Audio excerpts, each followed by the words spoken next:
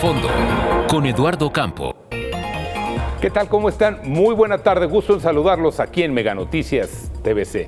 Es un gusto tenerlos en casa. Hoy vamos a hablar de un tema que todos desafortunadamente estamos padeciendo y que, a pesar de su repetición constante y todo, pues no nos aceptamos ver que nuestro país está realmente en alarma. Tenemos problemas de inseguridad, igual en el norte que en el centro, que en el sur del país.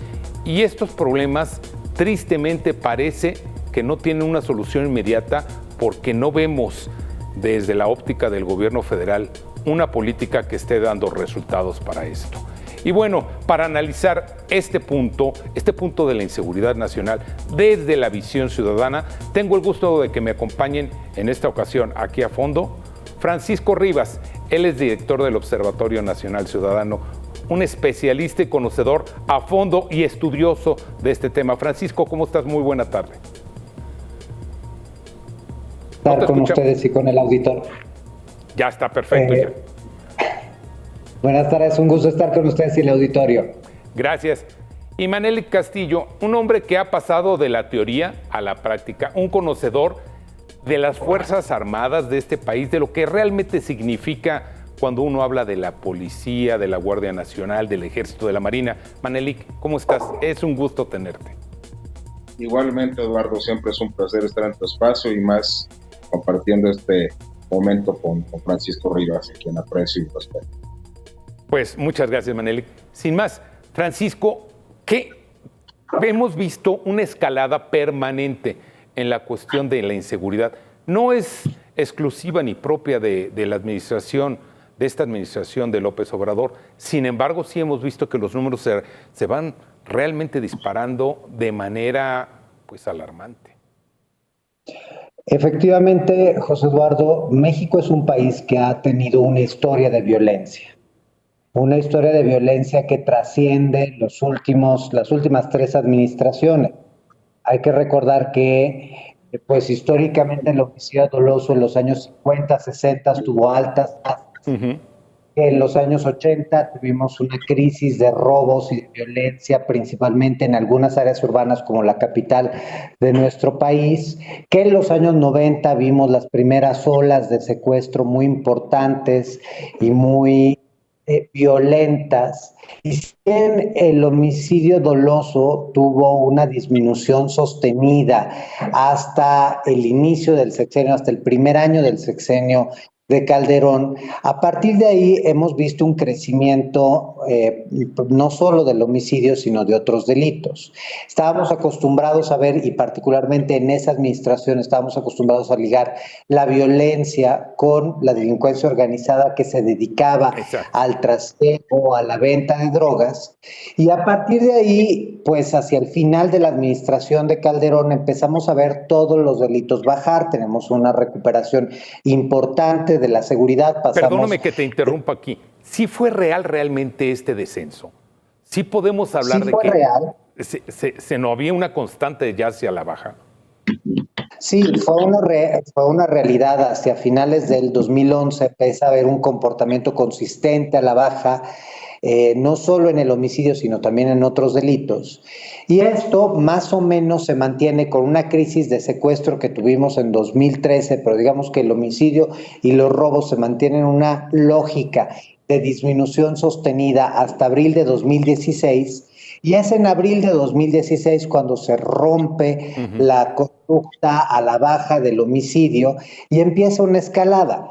En medio hay que decir, insisto, tuvimos nuevos delitos que no estaban en el panorama, en parte algunos porque obedecen a la tecnología moderna, en parte porque los mercados, incluso nacionales e internacionales de las drogas, hacen menos atractivos ciertos delitos por encima de otros.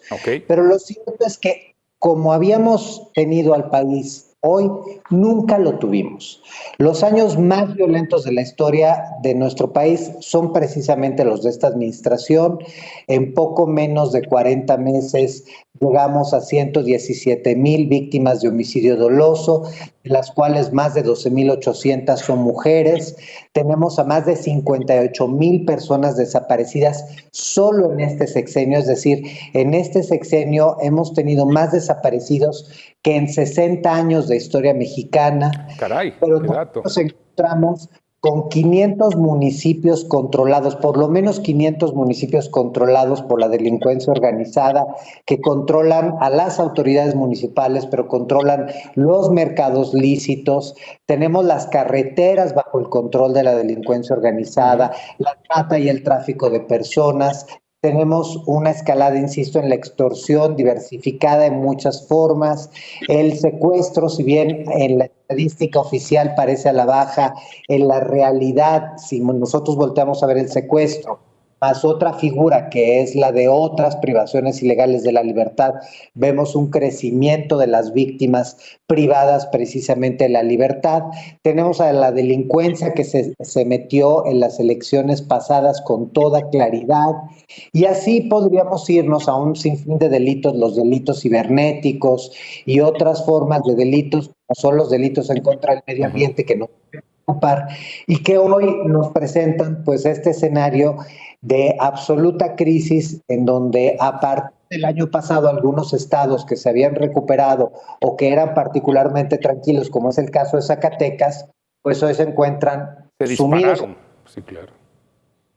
Bueno, Manelik, y la pregunta entonces es, ¿dónde está hoy la policía? ¿Dónde están las Fuerzas Armadas? ¿Dónde está el Ejército, la Guardia Nacional, la Marina? Tanto que nos dicen que ya están tratando de combatir. ¿Dónde están, Manelik? Bueno, habría que dividir en tres partes esa pregunta. ¿En dónde están? Bueno, a nivel federal no hay más una policía. Estamos viendo a las Fuerzas Armadas en tareas subsidiarias de seguridad pública. Esta administración no ha privilegiado el modelo policial civil, pues, algo sabido, tan sabido que está ya en la Constitución la creación de la Guardia Nacional, que a pesar del componente civil que establece la Carta Magna, bueno, los hechos de las Fuerzas Armadas han realizado esta tarea. Entonces, a nivel federal no hay policía. Tenemos a las Fuerzas Armadas haciendo, y hay que decirlo, un trabajo que se les encomendó, un trabajo que no parte de un plan que ellos hayan diseñado para desplazar a la Policía Civil. Es una instrucción presidencial de que sean ellos, ¿sí? para no saber. El segundo punto, ¿dónde están en los estados? Bueno, en los estados están muchos casos en el abandono, luchando a estados y municipios, vamos a ponerlos en la misma, tratando de darle forma a un modelo nacional de policía y justicia cívica que no ha recibido el apoyo que necesitaría para crecer, para resolver los problemas desde lo local, ¿sí? Y confrontándose con un modelo que va en sentido opuesto al que necesitaríamos en los estados y municipios para poder resolver ciertos problemas, ciertos delitos de fuero común que después crecen y trascienden al ámbito federal, pues porque no hay apoyos, porque seguimos viendo el abandono en que están parte de las policías municipales y en algunos estados siguiendo o tratando de darle una especie de espejo, de reflejo de la política federal a nivel local, como pues nombrando mandos en las secretarías de seguridad pública emanados de las Fuerzas Armadas, que quiero insistir y ser muy, muy claro en esto, que no es culpa de las Fuerzas Armadas, que no se tendría que leer como parte de un plan. En eso yo sí quiero ser muy firme. Las Fuerzas Armadas hacen una tarea que se les encomienda, pero no obedece. Esa es la diferencia entre la militarización y el uso extremo de las Fuerzas Armadas. Son cosas distintas. Entonces, a nivel local estamos en eso. En algunos estados tratando de construir espejos de la política federal, a grados de que se les ha llamado guardia estatal a las figuras que están construyendo algunos nuevos gobiernos, y pues en el olvido lo que yo considero debería ser la agenda estratégica, que es el modelo nacional de policía y justicia cívica, que además se diseñó en la administración anterior, que se publica en esta administración y que, bueno, creo que es una de las herramientas de las que tendría que ser mano de una buena cantidad de gobiernos estatales con el respaldo federal. Francisco, y esto parece ser que perdóname, creo que esto lo han entendido perfectamente bien, Francisco, pues las bandas de criminales, de delincuentes, de gente que está rompiendo la ley. Efectivamente, déjame abonar algo precisamente a lo que le preguntabas a Manelik. Hace mucho tiempo, o sea, verdaderamente estos 3 años parecen una enormidad de tiempo, teníamos una policía federal con una serie de capacidades construidas que a los mexicanos nos habían costado mucho. Una policía federal que pasaba por 17 meses de formación, que había pasado roles de confianza, que tenía protocolos actualizados y en donde podíamos verificar que la capacitación, la profesionalización era algo, correspondía a lo que necesitaba el país. Era real. Aún así, la Policía Federal, como todas las instituciones, tenía retos importantes por delante, uno de los cuales era el número de integrantes de la Policía Federal. Hay que pensar que hasta 1997 lo que teníamos era una policía de caminos y teníamos una serie de distribuciones de policías, pero no teníamos una policía federal preventiva, reactiva, con las características que luego llegamos a tener a partir de la creación de la Policía Federal. Pero uno de los aspectos que es importante señalar es que fue un diseño institucional en donde primero pensamos qué necesitamos, luego construimos los mecanismos para darle salida a esa necesidad y por último se empezó a contratar y a capacitar. Hoy tenemos, como lo señalaba Manelik, una policía militarizada, que es la Guardia Nacional, en donde los ex policías han sido puestos a un lado. Son muy pocos los que quedan de los 37,000 que le tocó entregar precisamente a Manelik hace 3 años a este gobierno, pues quedan aproximadamente entre unos 15,000 elementos en la Guardia Nacional. Los demás se perdieron, renunciaron, etcétera, etcétera. Tenemos a una institución con menor capacidad de formar al personal. Hay una capacitación express. La mayor parte de la Guardia Nacional no ha pasado por controles de confianza. No existen protocolos de actuación y eso nos explica por qué hace unos días vimos escapar al ejército perseguido por presuntos criminales del Cártel Jalisco Nueva Generación. Es decir, tenemos menores capacidades en lo federal y luego eso federal desdoblado en lo local pues está en situación absolutamente crítica. Ya lo señaló Manelik. Primero lo hemos señalado y lo tenemos que volver a decir con toda claridad. No hay una estrategia en seguridad. Por más que nos digan que tenemos una estrategia, que sabemos qué estamos haciendo, no hay una estrategia. Francisco, perdóname que te interrumpa. El presidente nos dice todos los días que se va avanzando con abrazos y no balazos.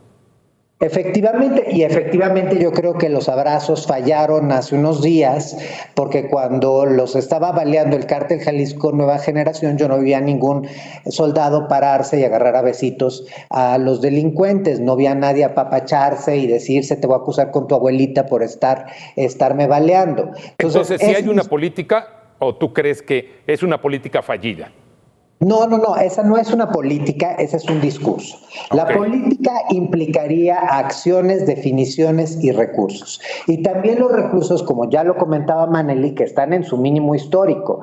Estamos hoy gastando menos de lo que gastábamos en tareas sustantivas de seguridad que en el sexenio de Fox cuando no teníamos esta crisis. Entonces, esa incapacidad que tenemos en lo federal no se desdoble en lo local, porque en lo local las policías traen muchos menos recursos de los que traían antes.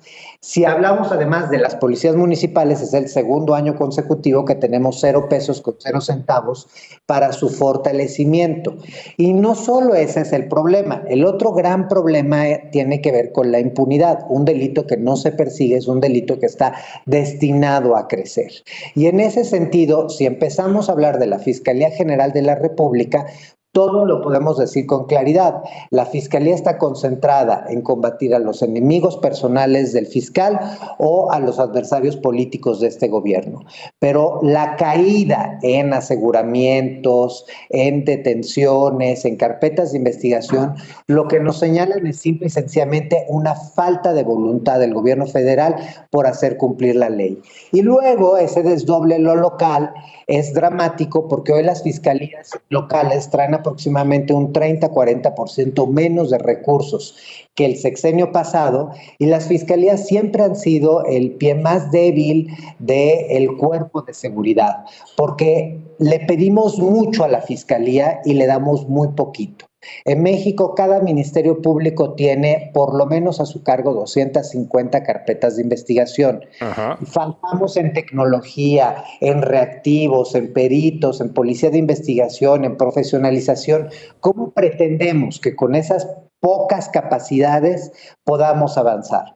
Entonces, la falta de, insisto, de una estrategia y la falta de recursos nos tienen donde estamos. La falta de una capacidad del gobierno federal de reconocer sus fallas nos mantendrá donde estamos y nos llevará a empeorar en los próximos años.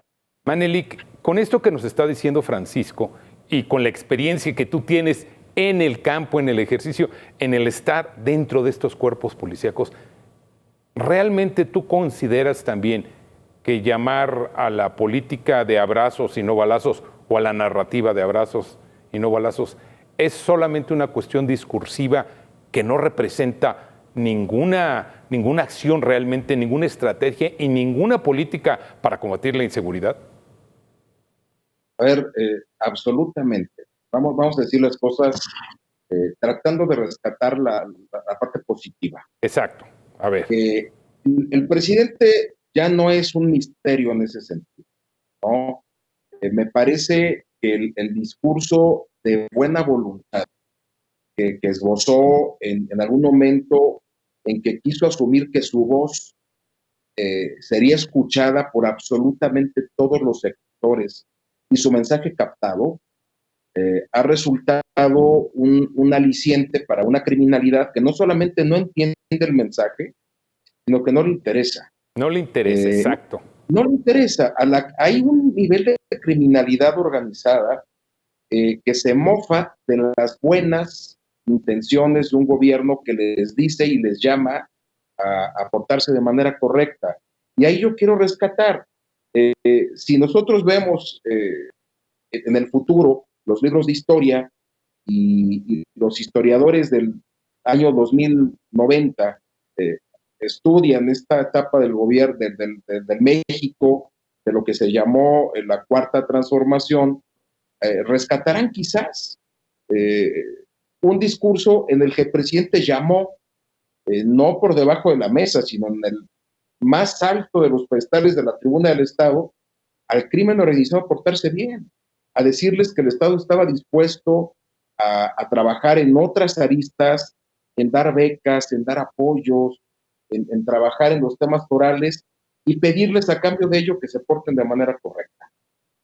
Y creo que en el mismo juicio de la historia se verá que mientras había esta voluntad, hubo grupos que crecieron exponencialmente, Sí. que sabiéndose llamados a una, vamos a llamar una tregua en su persecución, pues crecieron.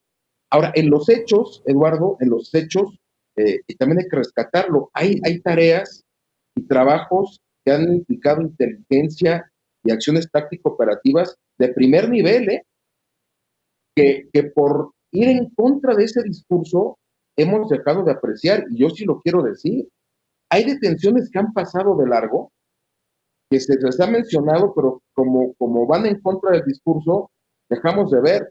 Y ahí está la gente de CONACE, de la Comisión Nacional contra el Secuestro, ahí están los perfiles del CNI, antes CISEN, y ahí están las Fuerzas Armadas y algunas policías locales como la de la Ciudad de México, dando golpes verdaderamente importantes que merecerían replicarse.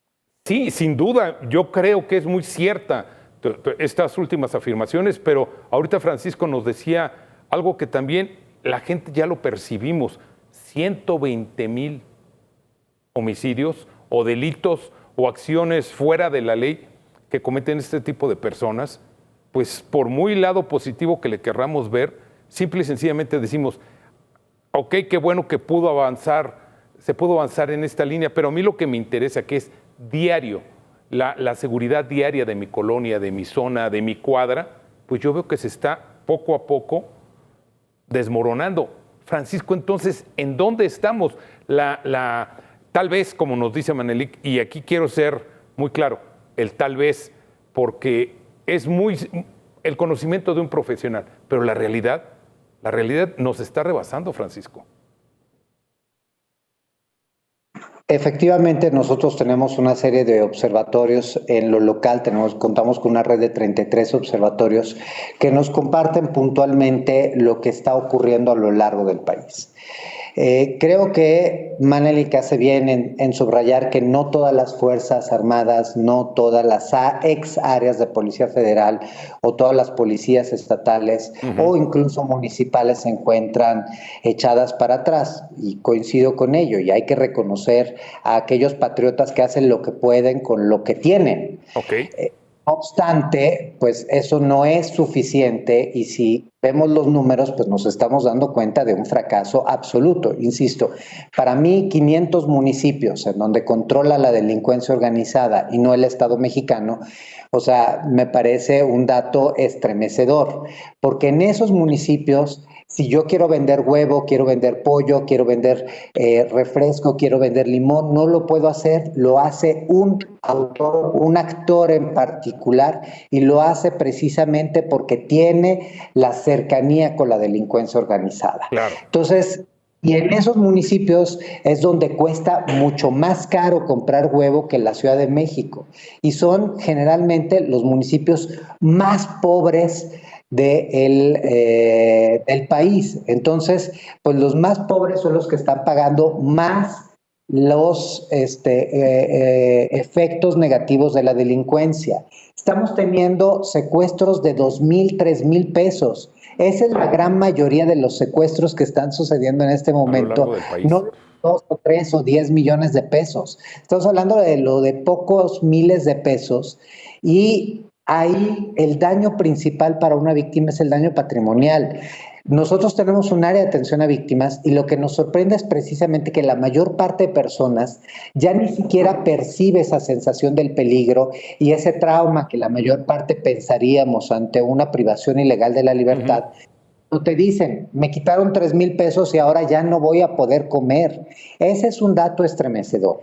Y además, quiero decirlo con toda claridad, sí, el presidente ha hablado de atacar las causas, pero la realidad es que ninguna causa ha sido atacada.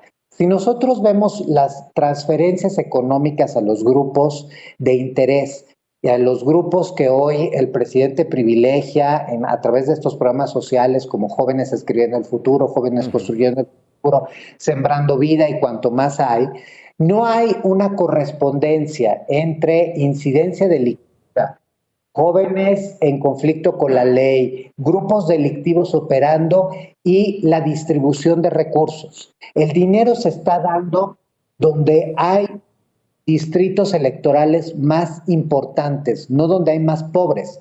De hecho, precisamente en el estudio que les mostré sobre los primeros 3 años de este gobierno, uno de los aspectos que destacamos es que los deciles 1 y 2, es decir, los más pobres de nuestro país, reciben entre un 2 y un 7% menos que los sexenios anteriores. Donde están recibiendo grandes cantidades de dinero es en la pobreza intermedia, en la pobreza urbana, que es la que sí sale a votar, es la que es fácil de acarrear, es la que es fácil de decirle, si dejas de votar por nosotros, ya no vas a recibir estos apoyos. Pero cuando volteamos a ver a cuántos jóvenes tenemos en riesgo de participar en la delincuencia, la verdad es que el dato es estremecedor. Tenemos entre 150 y 250 mil niñas, niños y adolescentes en riesgo de ser reclutados por la delincuencia, tanto la común como la organizada, y eso es porque no hay programas sociales, porque se han cerrado los espacios para que un joven pueda ir a una escuela de calidad. Para las escuelas de tiempo completo ya sabemos que las estaban pensando cerrar y al final, dada el escándalo que se hizo, no lo hicieron, pero las escuelas también están en condiciones verdaderamente dramáticas. Y uno de los aspectos que identificamos es que un joven que está dentro de la informalidad, es decir, que tal vez trabaja en algo legal, pero que no tiene los elementos de que incluyen un trabajo formal, es mucho más fácil cooptable por la delincuencia que uno que está en un trabajo formal. Y como sabemos, pues también estamos pasando por la peor crisis económica. Nada más para cerrar con un último dato, no hay que olvidarnos que la pandemia tuvo un efecto benéfico en la reducción de delitos comunes. Todos en casa. No, no solo se pasa, ya pasó. O sea, en lo que va de los últimos meses, tenemos más robos a transeúnte y más robos en transporte público de los que teníamos antes del inicio de la jornada por la sana distancia. Es decir, antes de esta crisis de sanitaria que nos llevó a estar a una parte importante de los ciudadanos cerrados en casa, hoy tenemos más robos de lo que teníamos hace 2 años. Y aquí lo importante, Manelik, un ángulo que creo que es importante resaltar, es que decimos y generalizamos la policía. Es la que no está dando el ancho. Pero yo te pregunto, ¿la capacitación ha sido diferente desde tu óptica, lo que tú conoces en este sexenio, a cómo se venía dando anteriormente? Por ejemplo, y comparemos nada más con el gobierno anterior. ¿Ahí está parte del problema o la diferencia o la dificultad para avanzar está en la política que se está aplicando para estas policías, estos grupos armados, estas fuerzas especiales? A ver, yo ahí sí quiero rescatar lo que decía Francisco hace unos momentos, su intervención antepasada. Se venía creciendo en la construcción de un modelo que llevó muchos años, un modelo basado en el ciclo de inteligencia, con mejores perfiles de ingreso, es decir, durante esta evolución del modelo civil profesionalizado, que dejaba a un lado el gubernativo, se pasó de nivel secundaria para ser policía a tener policías con licenciaturas y posgrado. Se hizo la especialización una de las grandes fortalezas de la policía. En los últimos 15 años se alcanzaron niveles de certificación internacional en combate a delitos como secuestro. Se creó una policía científica que además se equipó con capacidades similares a las de Innsbruck. México podía, a través de su policía, hacer estudios de ADN mitocondrial, que necesitaba además policías científicos que lo sepan hacer. Okay. Se obtuvo, por ejemplo, el certificado en operaciones aeromóviles, ya con policías emanados del modelo civil, enseñados por obviamente nuestras Fuerzas Armadas, y eso creo que se interrumpió, ¿sí? Es decir, ya no creció, no solo no creció, sino que cambió absolutamente. ¿Se continuó en la pregunta primera? ¿Se continuó? No, ¿qué quiero llegar? Hoy, ese nivel, esa policía con perfiles civiles, con altos niveles de estudios para ingresar a la policía, sí se interrumpió porque se optó por hacer uso de hombres y mujeres forjados en las Fuerzas Armadas, con mucho amor por el país, pero preparados para defender la soberanía nacional. Okay. ¿Sí? No para resolver problemas propios de las policías. Y aquí sí es bien importante, Eduardo, señalarlo. Un policía, digamos, moderno, policía forjado en este tipo de modelos profesionalizados. Con estos estudios que bien dices, ya tienen y adquirieron y se les pedían y se les solicitaban. Claro, y además implican un modelo gerencial de la función policial. ¿Por qué el Buró Federal de Investigaciones, el FBI, es tan bien visto, está tan posicionado? Te voy a decir por qué. Porque cada uno de sus agentes especiales son gerentes, son constructores de procesos, son gente que gana confianza, son gente capaces de tener cobijo social, no hay empresario que no quiera tenerlos de amigos, es un privilegio para las escuelas tener a hijos de integrantes del PRO, y ellos mismos generan entornos seguros por ese liderazgo. Ese es el modelo al que habría que aspirar en las policías. Hoy, ¿qué tenemos?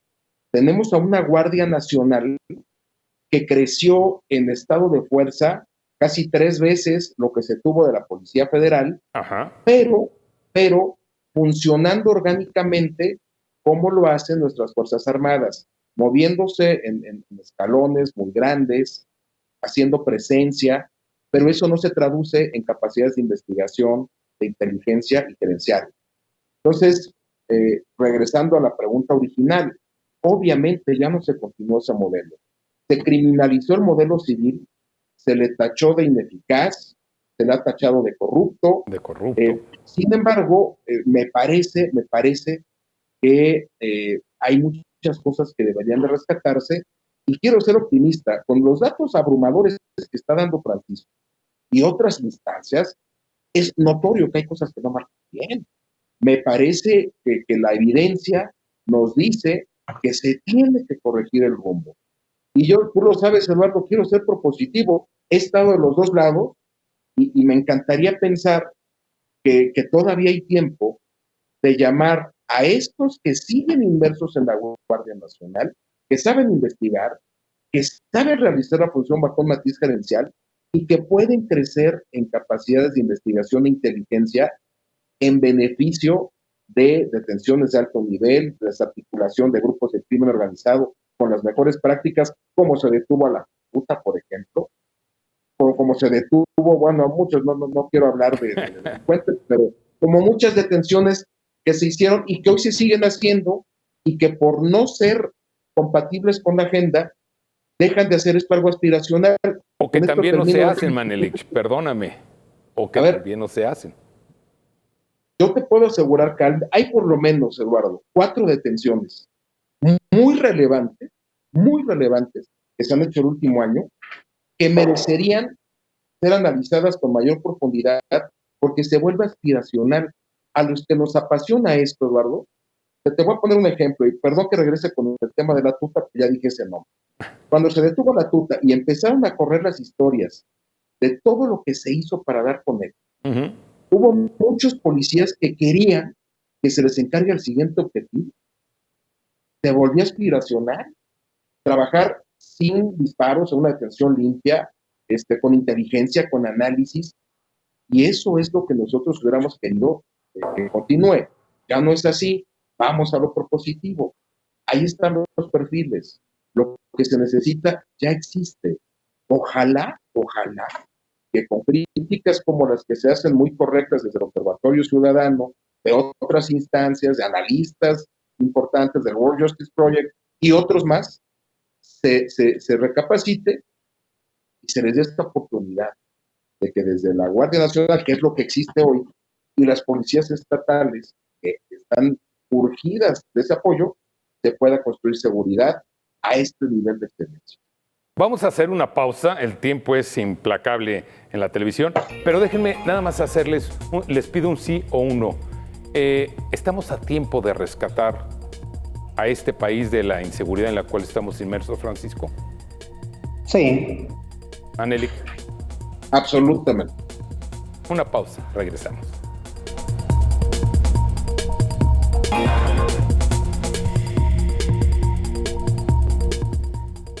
Francisco, parece ser que tenemos un gobierno que está protegiendo más a las bandas que al ciudadano. Por lo menos eso oímos desde Palacio Nacional.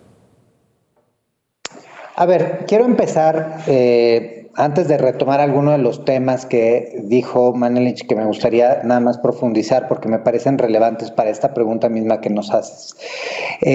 Yo creo que el presidente tiene razón al decir que todo ciudadano debe ser protegido, incluso un delincuente. Nada más que hay una claridad. A una persona que comete un delito, tú la proteges a través de un adecuado aparato de procuración de justicia. Es decir, tú haces una detención conforme a derecho, haces una cadena de custodia, resguardas las evidencias que tengas, lo presentas frente a la autoridad ministerial, esa autoridad ministerial solicita en el caso que sea requerido una prisión preventiva, ya sea justificada u oficiosa, se le da un defensor de oficio si la persona no tiene los elementos, un asesor jurídico que le pueda apoyar, y aportas todas las pruebas que se requieren para demostrar una eventual responsabilidad de un hecho delictivo. Una vez que esto se ha aprobado y si hay un juez que emite una sentencia, se le lleva, se le interna, se le priva legalmente la libertad y se interna en un centro de reinserción social, y ahí se le da una serie de elementos y de construcción de competencias para que un día, cuando haya purgado su sentencia, se pueda reincorporar a la sociedad como un ciudadano con plenos derechos, pero también con nuevas competencias para que no vuelva a delinquir. Y eso es lo que tiene que hacer el Estado. Decir... Eso no dice la vamos a teoría, claro. Exactamente. Decir, no vamos a perseguir a delincuentes porque los delincuentes también son ciudadanos, es un error. Y no solo es un error, en el caso de las Fuerzas Armadas es hasta un delito. Entonces, hay que recordar que el Estado mexicano está obligado a hacer cumplir la ley. Entonces, el no cumplimiento, aparte en un contexto castrense, tiene consecuencias que exceden las que se podrían tener en las áreas civiles. Entonces, el dicho del presidente podría parecer correcto si se estuviese generando las condiciones para tener una buena procuración de justicia. Correcto. Lo que no es así, porque también si volteamos a ver datos oficiales, este es el sexenio en donde hemos tenido más hechos probados de tortura como método de investigación, de desapariciones forzadas, es decir, aquellas cometidas por las fuerzas federales, de violaciones graves a derechos humanos, y también hemos visto como la mayor parte de detenciones de estas de que nos habla incluso Manelich, muchas de ellas no proceden. ¿Por qué? Porque no son hechas con pleno apego a derecho. Entonces, si el presidente verdaderamente tuviese en su corazón el respeto de los derechos de todos los mexicanos, pues él primero estaría generando las condiciones para una buena procuración de justicia, y luego él no sería el primero en violar los derechos de todos, de comunidades, de periodistas, de adversarios políticos, de organizaciones civiles, a quien exhibe, de las cuales da información que debería de ser confidencial o que debería de ser resguardada por las leyes de protección de datos, o incluso abiertamente falsas, sin importarle verdaderamente hasta dónde viola la ley, sin importarle si dice o no dice, o comete o no comete delitos electorales. Entonces, el presidente lo único que hizo con esa declaración es justificar el fracaso de la Guardia Nacional. Dicho esto, quiero retomar algo que decía Manelich. Competencias. Nosotros estamos pensando que las competencias de un militar y de un policía son iguales. No lo son. De hecho, en la época en la que Manelich era el titular de la Policía Federal, el Sistema de Desarrollo Policial hizo un estudio muy interesante en donde se hablaba de qué requería un candidato para poder llegar a ser un buen policía federal. Esos meses de formación no se lo sacaron de la manga y dijeron 17... Van a ser 6 o 7 o 23. Nada más porque me gustó el número, sino era porque tenían la función de construir competencias. Pero uno de los datos interesantes de un estudio que llevó a cabo precisamente Laura Carrera, quien era en la entonces comisión titular del Sistema de Desarrollo Policial y que es una académica de primer nivel, decía que para un militar la formación para llegar a ser un buen policía federal era de casi 4 años, porque primero tienes que desaprender ciertas competencias para luego regular las competencias. Entonces, pues el error es que seguimos usando las Fuerzas Armadas para hacer algo que no saben hacer. Manelich decía, ojalá y podamos recuperar a esas personas que están dentro de la Guardia Nacional y que pertenecían a la Policía Federal y tenían esas competencias de investigación desarrolladas, pues lástima que las tengan, sean los peores tratados, sean a los que les violan más los derechos y que los tengan debajo de la escalera. Y esto pues nos remite precisamente a dos temas más. Uno, el aspecto de la eficiencia y la eficacia de la Guardia Nacional. INEGI sacó un estudio en donde nos hablaba que una policía municipal y una policía estatal, para llevar a cabo una detención, sería aproximadamente 1.2, 1.3 policías para llevar a cabo una detención. En el caso de Guardia Nacional, por cada detención se requiere por lo menos 12 guardias nacionales. Eso nos dice que en estos números enormes, pues tenemos una gran ineficacia porque no están bien preparados. Y el otro aspecto es que pues el presidente señaló a lo largo de toda su campaña que Policía Federal era corrupta. ¿Dónde están esos corruptos? No hay ninguno. 30 meses. ¿Dónde hay un detenido por hechos de corrupción? ¿Dónde hay un programa de limpia de lo que fue Policía Federal?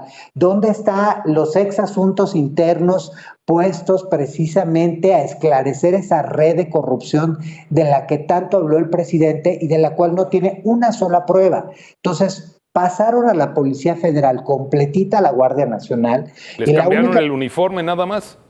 Exactamente, y la única Policía Federal que no se pasó fue los que tuvieron la posibilidad de decir o la voluntad de decir yo no me quiero ir ahí porque me van a pagar mal, me van a tratar mal, me van a quitar mis derechos laborales, me van a quitar mi antigüedad, ¿por qué me voy a ir a exponer mi vida, la vida de mi familia para ser maltratado? Y según desde mi entendimiento lo hicieron con toda la corrección del caso y aún así el gobierno federal ni les pagó las liquidaciones que les tocaban, ni los trató como esas personas que hicieron tantos sacrificios por todos los mexicanos y a los cuales lo único que les dieron fue una patada en el trasero. A mí me parece vergonzoso el trato que se le dio a Policía Federal. Y cuando me preguntas, ¿México puede recuperar la paz? Sí, claro que sí. En este sexenio prácticamente es imposible porque no tenemos con quién. Y no tenemos quién quiere recuperar la paz, porque al presidente no le importa el tema de seguridad, porque desconoce y porque pone a puro inepto al frente de la Secretaría de Seguridad y Protección Ciudadana. Caray, Francisco, con lo que nos dices, y veo también a Manelik. Déjame preguntarte algo, Manelik, que ahorita escuchando a Francisco y leyendo sobre todo, tratando de estudiar, ¿dónde queda el honor, el orgullo del policía que se prepara y sobre todo cuando sale a la calle y pues ya tiene a las personas infragantes cometiendo un delito y todo, y ellos sacan una pistola, amenazan o se reúnen 10, 20, 30, les hacen, como comúnmente se dice, montón, y finalmente la autoridad se tiene que replegar? ¿Dónde queda el orgullo? ¿Dónde queda el sentimiento de ese elemento de seguridad? Es una pregunta sumamente compleja, Eduardo, porque el orgullo está ahí, el deseo de construir entornos seguros, el anhelo de luchar por proteger y servir, es algo que ya nos abandona. Y debe ser frustrante tenerlo, despertar con él todas las mañanas y no poder ponerlo de lleno al servicio de la causa a la que decidiste servir. Si hay algo que me parece es criticable, y lo he dicho, aún siendo todavía comisionado, es el maltrato de quienes apostaron por un proyecto de vida al servicio de las mejores causas y que han sido denostados, han sido dinamitados junto con la institución. Humillados, perdóname que te lo diga con eso. Destruidos, Eduardo, destruidos. Ahora bien, creo y me parece que muchas de estas personas han encontrado lugares en donde poder poner en práctica sus conocimientos en instancias de carácter local. ¿Sí? Yo me atrevo a decirte que una cantidad importantísima de muy valiosos hombres y mujeres están actualmente en los estados y en algunos municipios tratando de darle continuidad a su pasión, que es la seguridad. Y muchos, te lo puedo decir porque estoy en distintos grupos que estamos en contacto, porque escribo, porque tengo retroalimentación permanente, muchos están esperando el volver a trabajar en estas causas. Es decir, cuando alguien ya se formó para hacer el bien, Eduardo, difícilmente va a renunciar a esa convicción. Y hoy, por hoy, insisto, hay muchos ocupándose en otras instancias y hasta en el sector privado. Entonces, el honor, el orgullo, ahí está, ahí, o sea, en estas personas, esperando mejores tiempos donde sean valorados. Yo sí quisiera también decir esto. Fue mucho más sencillo de lo que yo imaginé. Mira que tengo un profundo amor por lo que fue la Policía Federal y por su gente. Yo estoy sorprendido de la facilidad con la que fue dinamitar. Es pasmoso el pensar que el Congreso, porque aquí no solo es el presidente, Eduardo, algo que yo he insistido ya en muchas entrevistas, no solo es el presidente. Pero es quien marca la línea. Ahí está el poder legislativo avalando cuestiones que después únicamente culpamos al presidente. Hay que despresidencializar la agenda. Aquí hay muchos responsables. Hay gobernadores, hay presidentes municipales, hay una Suprema Corte que avala también y que ha avalado ciertas cuestiones que atentan contra los derechos humanos básicos de quienes se formaron para ser policías. Entonces, yo quiero decir, el orgullo está ahí, el amor por proteger y servir está ahí, esperando mejores tiempos, pero hay que despresidencializar la agenda. Esto no solo es culpa del presidente.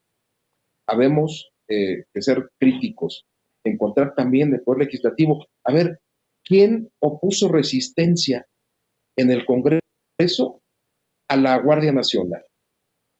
Los modestos esfuerzos que hubo en el Parlamento Abierto, donde estuvo Francisco, estuve yo, y una serie importante de personas, no se vio reflejado en los legisladores, que de manera mayoritaria, abrumadora, avalaron esto. Y que tampoco han corregido defectos históricos de la Constitución, el 123, apartado B, fracción 13, que les impide la continuidad laboral a los policías, peritos y ministerios públicos. Y eso no es culpa del presidente, Eduardo. Sin duda. Hay muchas cuestiones que hacen esto una verdadera tragedia para la policía como institución en este país. Entonces, yo quisiera concluir. Presidencializar la agenda sería importante.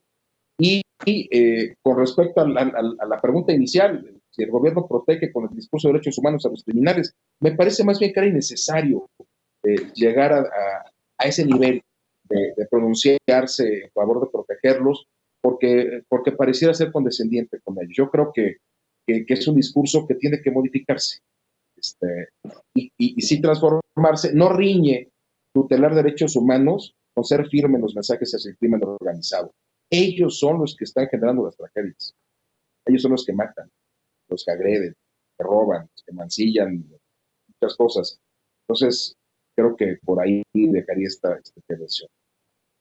Es que, insisto, señores, en la frase otra vez, escucharlos a ustedes, esta radiografía que están haciendo del sistema de seguridad nacional, pues nuestro público se los agradece, nosotros se los agradecemos como ciudadanos, pero ¿dónde parece ser voces al aire, Francisco, las que lanza el Observatorio Nacional, los datos que dan que son tan contundentes?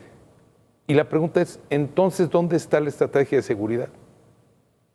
Bueno, pues de nuevo, no hay estrategia y precisamente en algo que quiero coincidir plenamente con Maneli, que es pues quienes estuvimos en Parlamento Abierto, en el Congreso, quienes estuvimos en el Senado, quienes trabajamos de la mano con los legisladores, intentando que, bueno, si ya decidieron que la Guardia Nacional va y que se desaparece la Policía Federal, yo personalmente, en mi calidad de invitado permanente del Consejo Nacional de Seguridad Pública, le entregué por escrito una propuesta al presidente diciendo no desaparezca Policía Federal, si quiere crear... Francisco,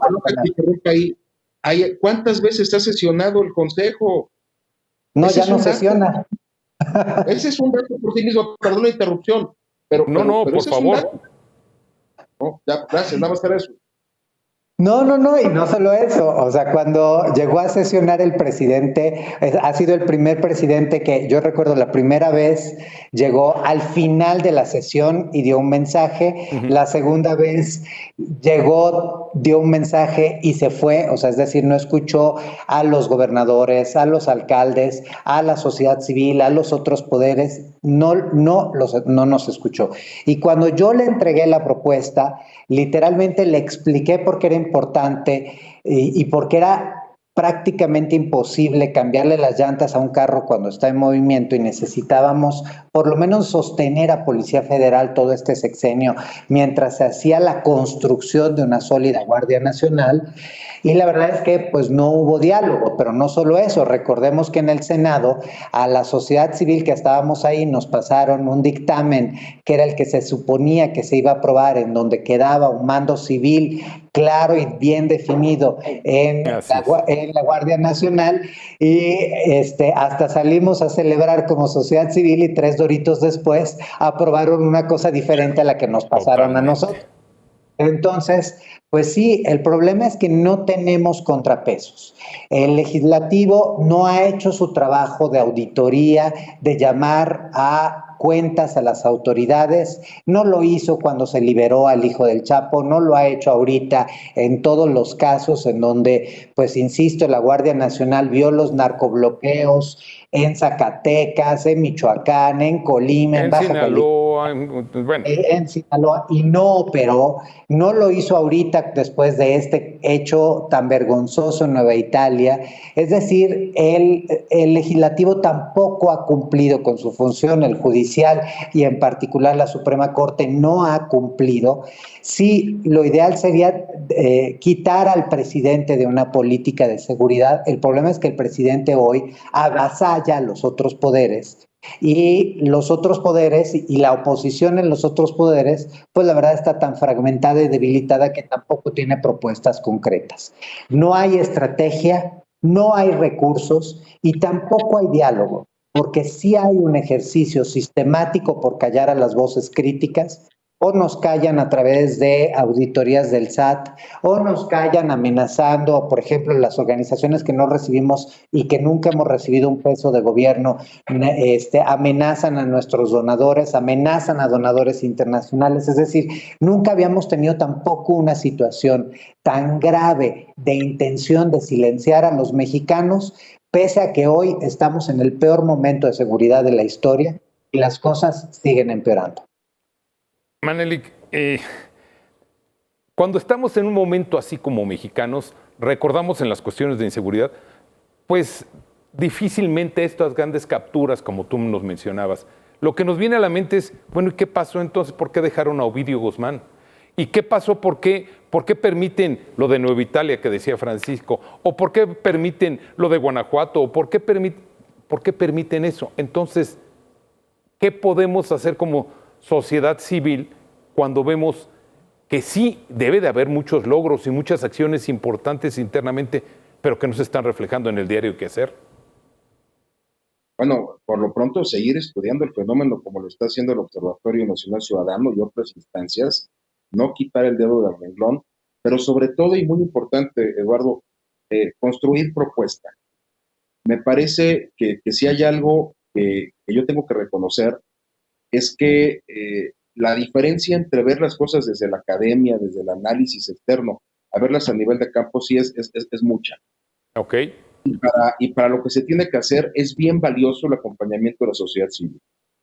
Si la sociedad civil cobija los esfuerzos institucionales que se hagan en lo local, creo que podremos tener todavía la esperanza de mantener el país blindado, vamos a llamarlo así, en el avance, en este cáncer que está haciendo metástasis en gran parte de estados bien importantes de México, y que tenemos que ponerles un alto desde lo local. Yo creo que qué hacer, no quitar el dedo del renglón, acompañar estos esfuerzos, seguir señalando la necesidad de fortalecer estas capacidades, porque sin eso, Eduardo, no veo por dónde. Tiene que nacer de lo local, tiene que nacer de la unión de la sociedad civil, las corporaciones, el sector privado a nivel amplio, los buenos empresarios, las organizaciones cívicas que están haciendo su trabajo. Se nos congeló, Manelik. Vamos a tener que hacer una pausa, pero si usted quiere seguir escuchando y conociendo con detalle lo que dice Francisco Ribes, no deje de seguirlo en el Universal. Y a Manelik Castillo no deje de seguirlo también en el periódico Contrarréplica. Una pausa, regresamos.